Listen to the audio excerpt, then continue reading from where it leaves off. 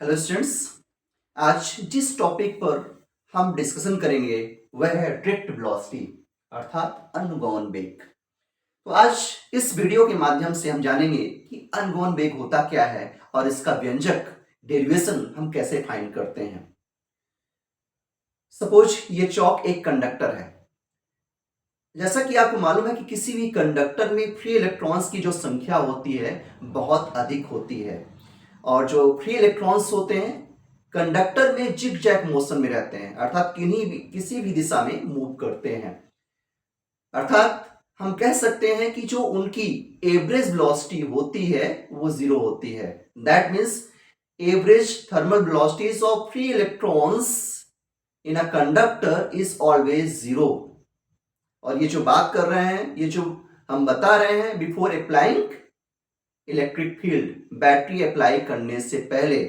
अर्थात यदि किसी कंडक्टर में हम बैटरी अप्लाई नहीं कर रहे हैं तो उससे पहले जो फ्री इलेक्ट्रॉन्स की जो थर्मल वेलोसिटी है, एवरेज थर्मल वेलोसिटीज, वो हमेशा जीरो होती है। तो सपोज एक कंडक्टर में n फ्री इलेक्ट्रॉन्स हैं, लाइक जिनकी वेलोसिटीज है u1, u2, u3 dash dash un। तो सपोज एक कंडक्टर है जिसमें n फ्री इलेक्ट्रॉन्स हैं जिनकी थर्मल वेलोसिटीज है vector u1, vector u2, vector u3 dash dash vector un। तो जैसा कि मैंने अभी बताया कि पोटेंशियल डिफरेंस अप्लाई करने से पहले कंडक्टर में जो फ्री इलेक्ट्रॉन्स हैं उनकी एवरेज वेलोसिटी जीरो होती है। So here we can write u1 plus u2 plus u3 plus un upon n।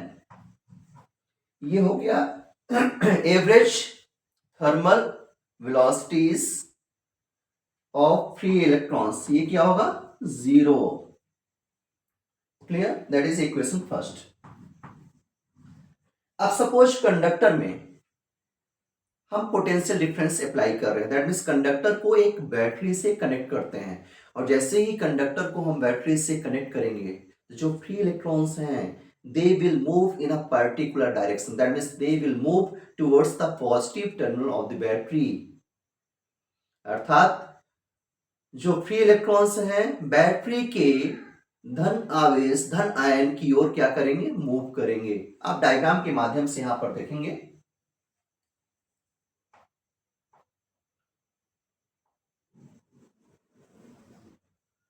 ये एक कंडक्टर है।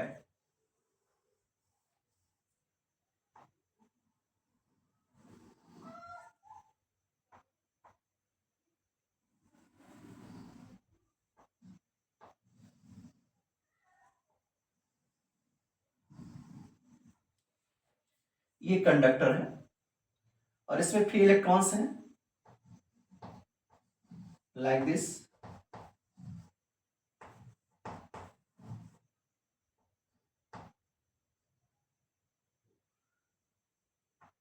अब इस कंडक्टर को हम एक बैटरी से कनेक्ट करते हैं।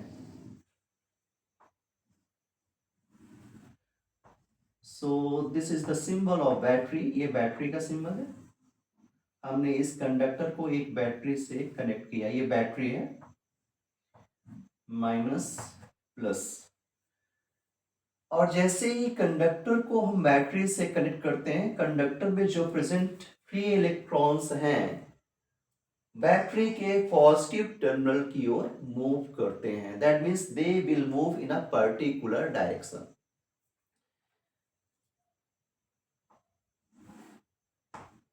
हमने कंडक्टर को बैटरी से कनेक्ट किया।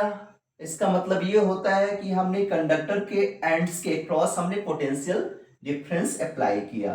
That is V, potential difference across the ends of conductor, या हिंदी में बोलते हैं चालक के सिरों के मध्य विभवांतर V। और सपोज इसकी लेंथ, जो ये कंडक्टर है इसकी लेंथ है स्मॉल। क्लियर? तो जैसे ही हम कंडक्टर को बैटरी से कनेक्ट करेंगे, that means potential difference apply करेंगे, तो एक इलेक्ट्रिक फील्ड सेट होता है और इसकी electric field, this is direction of electric field and this electric field will apply the force on each electron.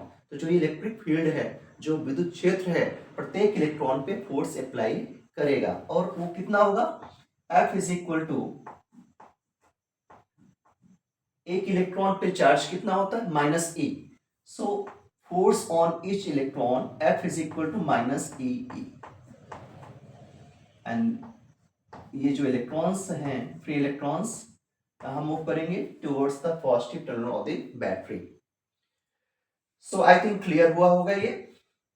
Before applying electric field, before applying potential difference, मतलब विभवांतर आरोपित करने से पहले जो फ्री इलेक्ट्रॉन्स हैं वो रैंडम मोशन में होते हैं, उनकी जो एवरेज वेलोसिटी है वो 0 होती है, that means vector u1 plus vector u2 plus vector u3 plus dash vector un upon n is equal to 0। जैसे ही हम कंडक्टर को बैटरी से कनेक्ट करते हैं, जो फ्री इलेक्ट्रॉन्स हैं they will move in a particular direction, एक particular direction में मूव करते हैं, तो अब यहाँ पे वेलोसिटी चेंज होगा, बिकॉज जितने फ्री इलेक्ट्रॉन्स हैं वो पर्टिकुलर डायरेक्शन में मूव हो रहे हैं। तो अब यहाँ पे वेलोसिटी हमने before applying electric field u1 लिया था, अब आफ्टर अप्लाइंग इलेक्ट्रिक फील्ड हम वेलोसिटी यहाँ पे चेंज करेंगे। Suppose after applying electric field जो फ्री इलेक्ट्रॉन्स हैं उनकी वेलोसिटीज क्या है, vector v1, vector v2, vector v3 dash dash vector vn। हमने स्टार्टिंग में ही लेट किया है कि कंडक्टर में n इलेक्ट्रॉन्स हैं, n फ्री इलेक्ट्रॉन्स हैं, दैट्स वाई हम यहाँ n तक ले गए यहाँ पे। अब इनके एवरेज वेलोसिटी को ही बोलते हैं drift velocity. Average velocity of free electrons in a conductor after applying electric field is called drift velocity. Look here, so that means drift velocity vd is equal to, here you can see vector v1 plus vector v2 plus vector v3 plus vector vn upon n, ये drift velocity है। और अब यहाँ पे v1 v2 v3 dash dash vn की value को हम find करेंगे और यहाँ पे आपको रखना है, तब जाके ये ड्रिफ्ट वेलोसिटी का डेविएशन आएगा। अब देखिए यहाँ पे जो v1 है, v2 है, v3 है, डैश डैश vn, इन सब की वैल्यूज हमें कहां से मिलेगी। सो हम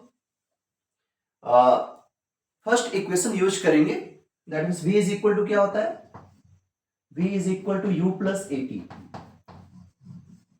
तो फर्स्ट इक्वेशन ऑफ मोशन हम यूज करेंगे, यहाँ पे v इज इक्वल टू होता है u प्लस एटी। आपने ऑलरेडी क्लास 11th में स्टडी किया होगा, तो यहाँ पे v is equal to u plus AT, इसका यूज करना है v1 v2 v3 dash vn find करने के लिए। सो लुक हियर, यहां से हो जाएगा v1, vector v1 is equal to vector u1 plus जितने भी फ्री इलेक्ट्रॉन्स हैं सभी का एक्सेलरेशन सेम रहेगा, दैट मींस हम इसको a ही लेंगे। सो वेक्टर a, और इन प्लेस ऑफ t हमें लेना है टाउ। जैसा कि मैंने पहले ही बताया है कि जो फ्री इलेक्ट्रॉन्स हैं वो इंटरेक्ट होते हैं पॉजिटिव आयन से, कोलाइड होते हैं पॉजिटिव आयन से। तो पॉजिटिव आयन से कोलाइड होने का जो टाइम होता है that is called relaxation time. Free electron जो होते हैं पॉजिटिव आयन से कोलाइड होते हैं, तो कोलाइड होने के पहले का जो टाइम रहता है that is called relaxation time. Clear? So in place of T यहां पे लिखना है tau one, this is symbol of tau, you can see here. So vector v1 is equal to u1 vector u1 plus vector a tau 1. Similarly vector v2 is equal to vector u2 plus vector a tau 2. Then at last vector vn is equal vector un plus a tau n.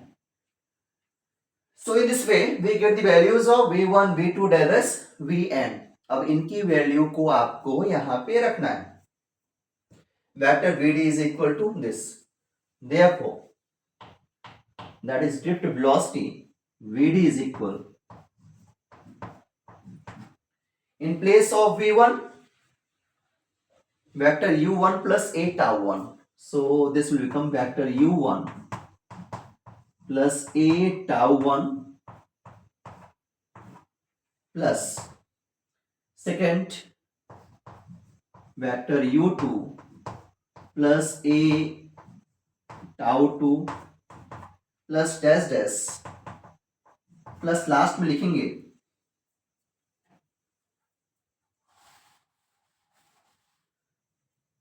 Vector u n plus a tau n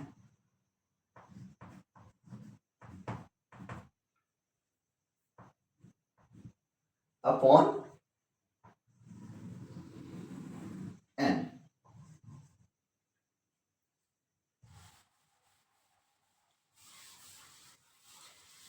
I think इतना समझ में आ गया होगा. अब आप यहां पे देखिए vector u1 vector u2 dash dash vector u1 सभी के फर्स्ट टर्म को एक साथ रखना है और सेकंड टर्म को एक साथ रखना है. सो यहां से हो जाएगा vector vd is equal to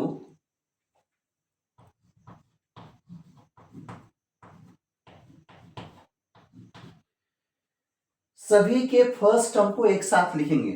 so this will become vector u1 plus vector u2 plus vector un then again plus. अब सेकंड टर्म को ध्यान से देखिए. यहां vector a tau 1 plus vector a tau 2 dash dash plus vector a tau n. तो second term में a common है तो आप a कॉमन कर लेंगे. So vector a common, the remaining portion is tau 1 plus tau 2 plus tau n upon n. अब आपको क्या करना है, first term upon n plus second term upon n, और फर्स्ट टर्म अपॉन n की जो वैल्यू है दैट इज 0. सो इसको अभी यहां पे लिख सकते हैं. इसको I am going to rub this diagram. Students जैसा कि मैंने कहा कि सभी के फर्स्ट टर्म को आपको एक साथ लेना है अपॉन n और सेकंड टर्म को भी एक साथ लेके अपॉन n करना है. सो look here, this will become vd is equal vector u1 plus vector u2 plus vector un upon n plus आपको डायरेक्ट हम सेपरेट करना है. वेक्टर a कॉमन करना है और यहां पे हो जाएगा tau 1 plus tau 2 plus tau 3.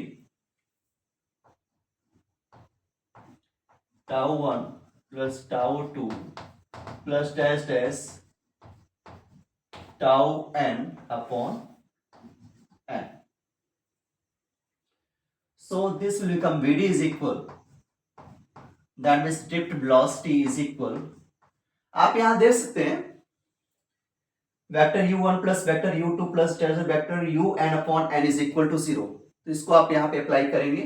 ये हो जाएगा 0 plus vector a and tau 1 plus tau 2 plus dash dash plus tau n upon n. ये हो जाएगा average relaxation time that is tau. So यहां पे सिंपली आपको लिखना है tau, this is average relaxation time. आप ब्रैकेट में लिख सकते हैं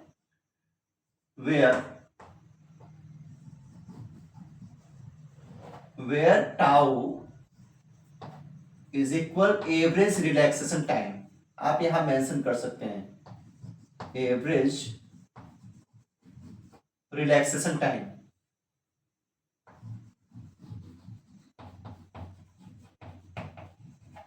time,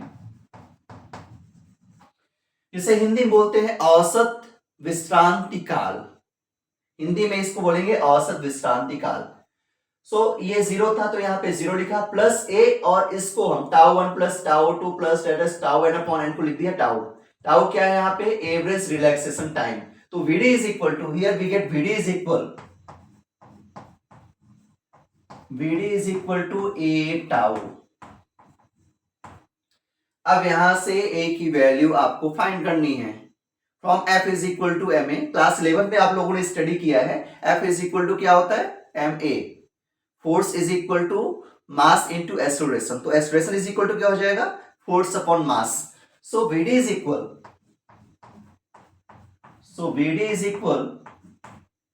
in place of a, that is acceleration of an electron,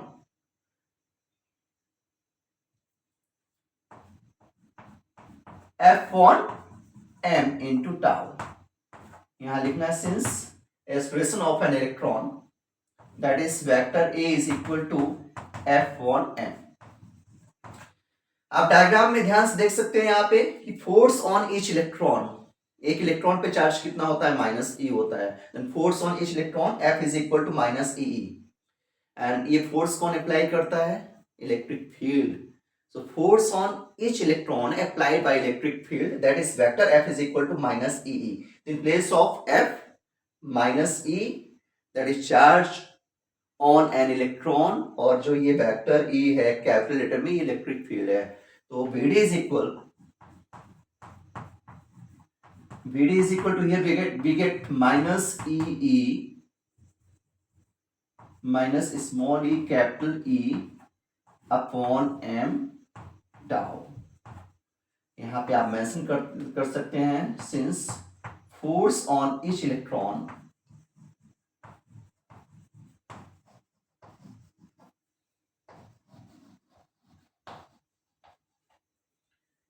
F is equal minus E, आप यहां पे मेंशन कर सकते हैं।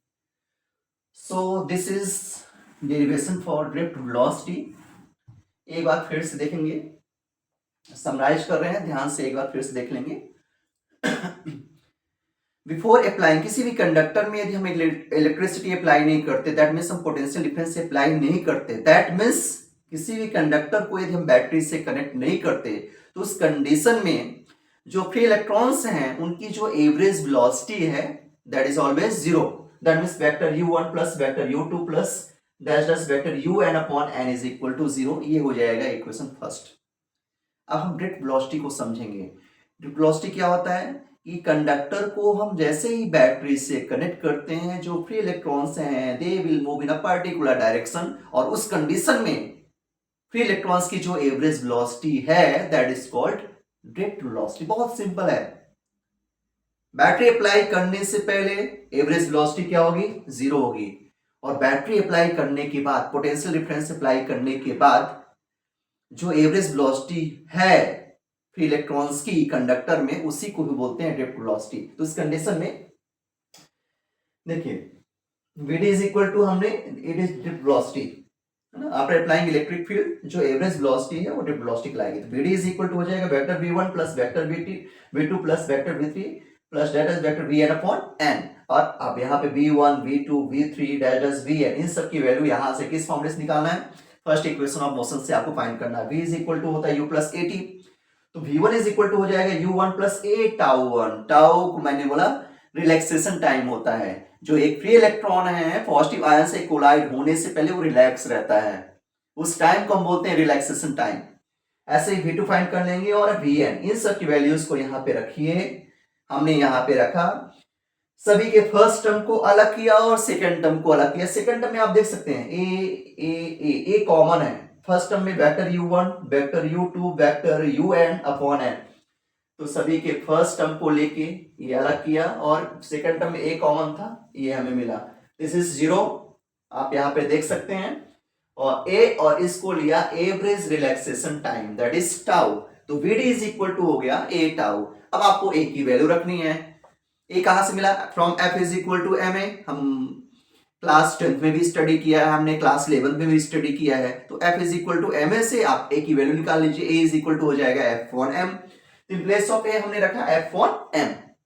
अब F क्या होता है, फोर्स यहाँ पे क्या होगा, यहाँ पे हमारे पास फ्री इलेक्ट्रॉन्स हैं, तो फ्री इलेक्ट्रॉन्स पर जितना फोर्स अप्लाई हो रहा है वो हमें फोर्स यहाँ रखना है। फोर्स ऑन ईच इलेक्ट्रॉन, एक इलेक्ट्रॉन पे चार्ज होता है minus E, force on each electron क्या हो जाएगा, minus E. F is equal to हो जाएगा minus E upon M tau. और यही है ड्रिफ्ट वेलोसिटी का डेरिवेशन, बहुत ही इंपॉर्टेंट डेरिवेशन है, हमेशा एग्जाम में पूछा जाता है, तो इसको अच्छे से प्रैक्टिस करेंगे। और बहुत कुछ भी नहीं है, आप यहाँ से स्टार्ट करते हैं, यहाँ पे इसकी एंडिंग होती है। और डायग्राम, मैंने डायग्राम इसलिए अपने से यहाँ बोर्ड बनाया ताकि आपको डायग्राम कैसे बनाना है ये मालूम हो सके। और डायग्राम में कुछ नहीं, हमने एक कंडक्टर लिया, कंडक्टर में एक इलेक्ट्रॉन को दिखाया और उस इलेक्ट्रॉन पे इलेक्ट्रिक फील्ड कितना फोर्स अप्लाई कर रहा है उसको हमने मेंशन किया।